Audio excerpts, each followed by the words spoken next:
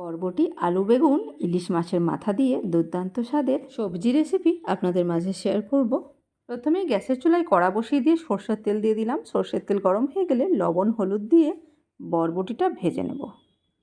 আমি যে কোনো সবজি রান্নার আগে একটু লবণ, হলুদ দিয়ে সবজিটা ভেজে নিই। খুব বেশি ভাজবো না, একটু ভাজা ভাজা হয়ে গেছে, এবার আমি তুলে নেব। ওই কড়াতেই সরষের তেল দিয়ে দিলাম, দিয়ে দেবো পেঁয়াজ কুচি। পেঁয়াজ কুচিটা তেলের সাথে ভালো করে মিশিয়ে একটু ভেজে নেব। পেঁয়াজ কুচি একটু ভাজা হয়ে গেলে দিয়ে দেব লবণ, হলুদ মাখিয়ে রাখা ইলিশ মাছের মাথা। ইলিশ মাছের মাথাকে পেঁয়াজের সাথে মিশিয়ে আবারও একটু ভেজে নেব।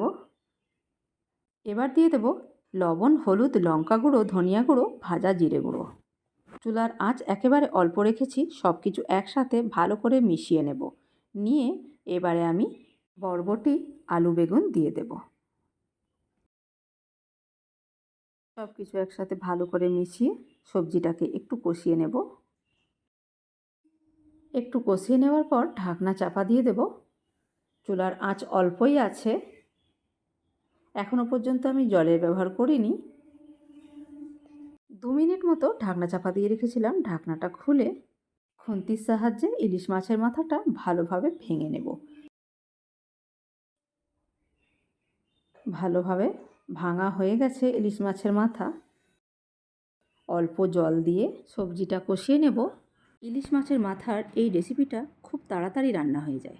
ভালো মতো কষানো হয়ে গেছে। এবারে সবজি আর আলু সেদ্ধ হওয়ার জন্য একটু বেশি করে জল দিয়ে দিলাম। এই সবজির তরকারিটা একটু মাখা মাখাই ভালো লাগে।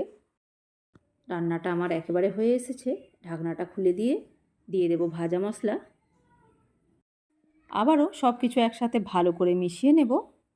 চুলার আঁচটা বাড়িয়ে দেব যাতে ঝোলটা শুকিয়ে যায়। আলু কিন্তু সেদ্ধ হয়ে গেছে। ইলিশ মাছের মাথা দিয়ে সবজি রেসিপি তৈরি। শেষ পর্যন্ত ভিডিওটা দেখার জন্য অসংখ্য ধন্যবাদ।